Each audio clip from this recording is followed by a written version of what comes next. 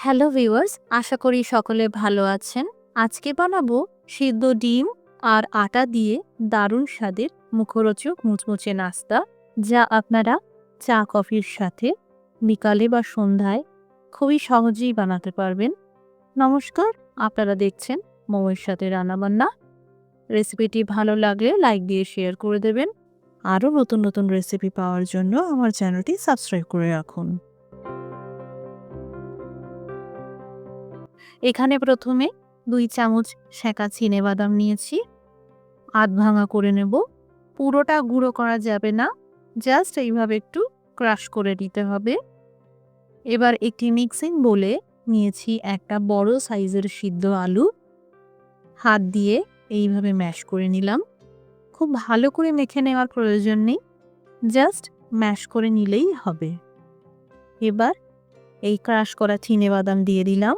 সেই সাথে দিয়ে দিলাম 1 চামচ চিলি ফ্লেক্স, 1 চামচ কুচানো আদা, আধা চা চামচ হলুদ গুঁড়ো, 2 থেকে 3 চামচ মতন কুচানো ধনেপাতা, 1 চামচ ম্যাগি মশলা, স্বাদ মতো লবণ অথবা আধা চামচ দিয়ে দেবেন।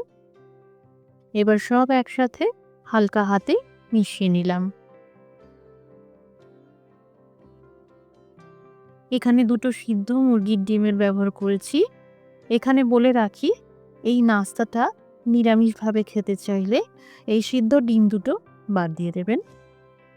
তাহলে এই নাস্তাটা নিরামিষ হয়ে যাবে, কারণ এতে কোনো রকম পেঁয়াজ রসুনের ব্যবহার করা হয়নি।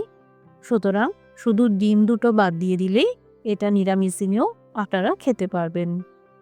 ডিমের খোসাটা ছাড়িয়ে নেওয়ার পর এবার এই ডিম 2টোকে এইভাবে ম্যাশ করে দিলাম।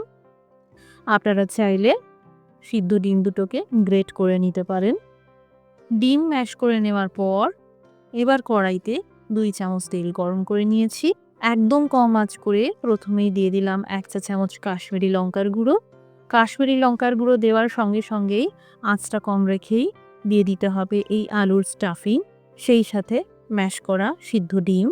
এবার এই সব মিশ্রণ মিডিয়াম আঁচে ভালো করে ভেজে নিতে হবে। মোটামুটি 3 থেকে 4 মিনিট মতন লাগবে ভালো করে ভেজে নেবেন। ভেজে নেওয়ার পর আঁচটা বন্ধ করে দিলাম। এবার একটা মিক্সিং বোলে এই আলু আর ডিমের পুরটা এইভাবে ছড়িয়ে দিয়েছিলাম যাতে তাড়াতাড়ি ঠান্ডা হয়ে যায়। পুর ঠান্ডা হয়ে গেছে। এবার এখানে নিয়েছি টোটাল 1.5 কাপ আটা। আপনারা চাইলে এই নাস্তাটা আটা ময়দা মিশিয়ে করতে পারবেন অথবা ময়দা দিয়েও করতে পারবেন। দিয়ে দিলাম কালো জিরে আর সামান্য লবণ, সেই সাথে 3 চামচ মতন রিফাইন্ড অয়েল দিয়ে ভালো করে সব একসাথে মেখে নেব। এইভাবে মুঠো করে চেক করে নিতে হবে। এইরকম একটা বাইন্ডিং এলে আর আলতো চাপ দিতেই ভেঙে গেলে বুঝবেন তেলের ময়ান একদম ঠিক আছে।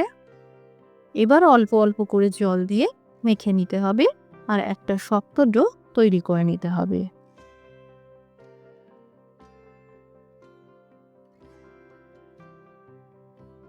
আটার ডো মেখে নেওয়ার পর এবার সামান্য করে আটা ছড়িয়ে দিলাম। একটা মিডিয়াম সাইজের লেচি নিয়েছি। প্রথমে পরোটার মতন করে বেলে নিতে হবে, তবে এখানে খুব পাতলা করে বেলতে হবে। যদি গোল করে বেলতে না পারেন কোনো সমস্যা নেই, কিন্তু অবশ্যই পাতলা করে বেলে নেবেন, এতে নাস্তাটা মুচমুচে তৈরি হবে। এইভাবে ছুরি দিয়ে মার্ক করে দিচ্ছি, চৌকো শেপ করে কেটে নেব বলে। এইভাবে মার্কিং করে দিলে আমার কাটতে সুবিধা হয়, তাই আমি এইভাবে করলাম। এবার একটা পিৎজা কাটার দিয়ে সমান সাইজ করে 4 ভাগে চৌকো শেপ করে কেটে নিলাম। আপনারা চাইলে ছুরি দিয়েও এইভাবে কেটে নিতে পারেন। চারধারের এক্সট্রা অংশগুলো দিয়ে আবার করে লেচি বানিয়ে পরোটার মতন করে বেলে নিয়ে এই নাস্তাটা আপনারা বানাতে পারবেন। এই দেখুন এখানে চৌকো শেপগুলো কতটা পাতলা হয়েছে। এবার যতটা বড় সাইজ করে বানাতে চান সেই বুঝে পুর ভরে দিয়ে এই কর্নারগুলোকে এইভাবে মুড়িয়ে সেন্টারে আনতে হবে আর আলতো চাপ দিয়ে দিয়ে চেপে চেপে লক করে দিতে হবে।